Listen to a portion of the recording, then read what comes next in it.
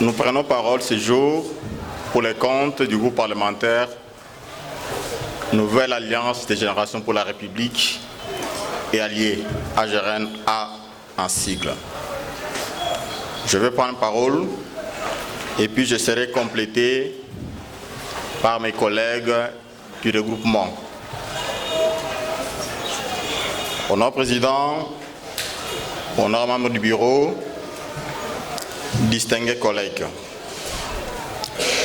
Excellences, Monsieur le gouverneur de province, nous commençons par vous féliciter pour avoir respecté les délais légaux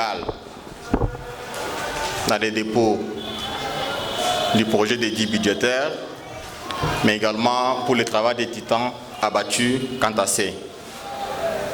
Notre intervention sera axée sur deux aspects essentiels qui sont l'aspect recettes et l'aspect dépenses. Sur le premier aspect, qui est l'aspect recettes, nous réitérons encore une fois de plus nos félicitations à l'exécutif provincial d'avoir osé à chiffrer son projet d'édit budgétaire à plus de 500 milliards. C'est de l'audace, c'est une ambition qu'il faut savoir, c'est un risque qu'il faut savoir prendre dans la vie pour jauger ses capacités à bien faire et faire avancer les choses dans notre province. Et cette volonté, nous l'avons remarqué également par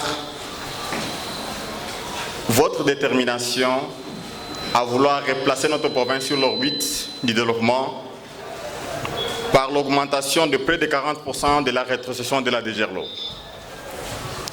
Les agents de DGERLO ont souffert dans cette province.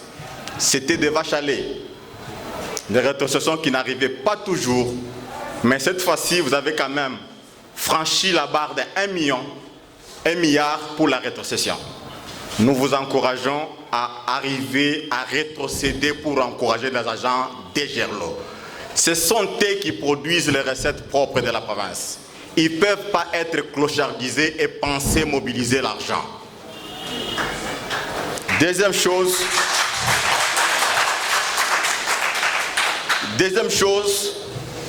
nous avons salué votre ambition parce que vous avez pensé à payer les rétrocessions de la Régie des eaux, de la SNEL, des hôpitaux et des centres de santé.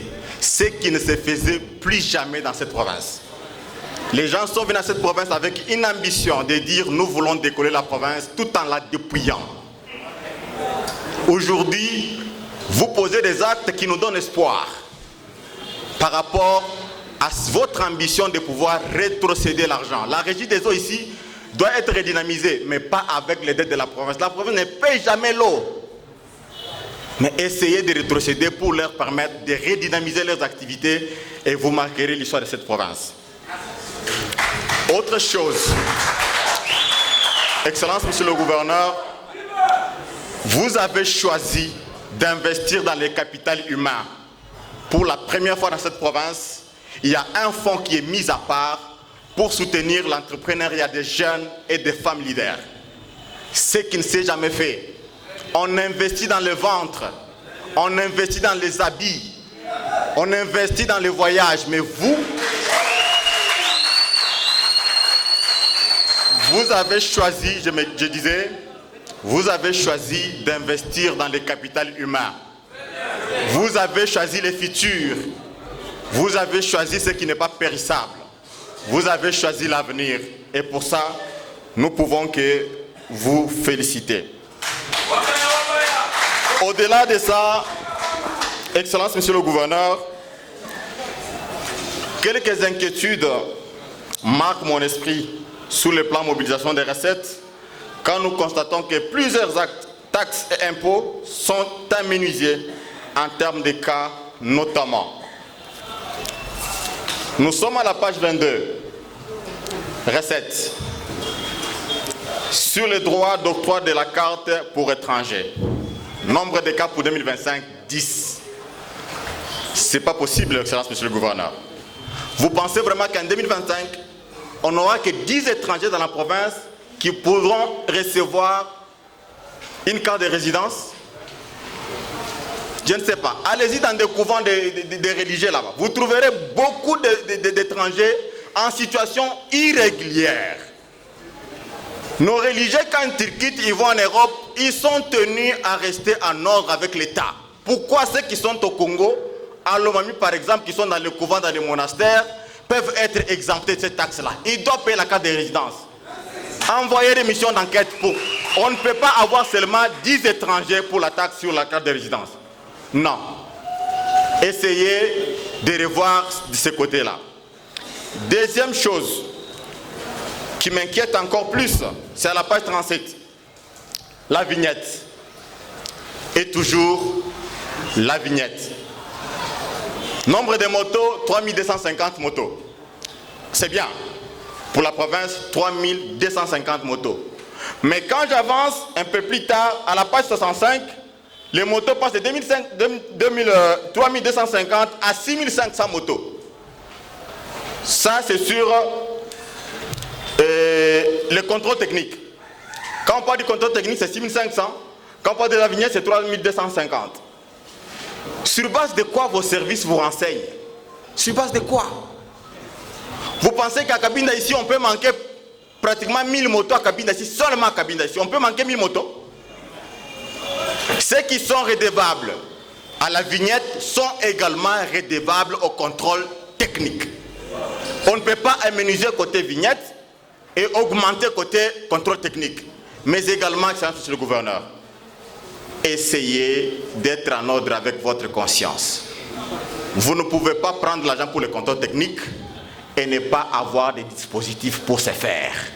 Ça, ce n'est pas ça rendre service. Ça, c'est prendre l'argent abusivement. Quand quelqu'un paie pour son contrôle technique, il doit être certifié, son engin doit être certifié correct à rouler sur la voie publique. Et ça, c'est sur base des matériels qui doivent attester cela. Même 6500 là, pour le contrôle technique, je ne pense pas que c'est suffisant. Ce n'est pas le nombre de motos qui sont sur la province de Lomami, surtout ensemble, non, c'est faux. On a amenuisé le nombre de cas. Ça ne permettra pas à la DGRLO d'atteindre les seuils ou les projections. Page 39. Impôt sur les revenus locatifs. Encore une mine d'or non exploitée. Impôt sur les revenus locatifs. Ici, les ministres, toutes les autorités qui sont ici, ils sont locataires. Est-ce qu'elles payent l'impôt sur les revenus locatifs? J'ai dit non. Pourquoi ne pas commencer par frapper les autorités? Nous devons être exemplaires.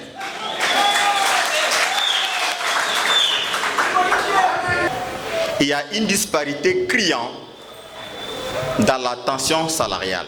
Je prends un exemple simple. OD provincial, OD gouvernorat. Un OD gouvernorat qui n'est pas légal. Un poste qu'on a créé pour satisfaire les gens, mais qui touche plus que son chef. L'OD gouvernorat touche plus que l'OD provincial. Dans quel pays on est?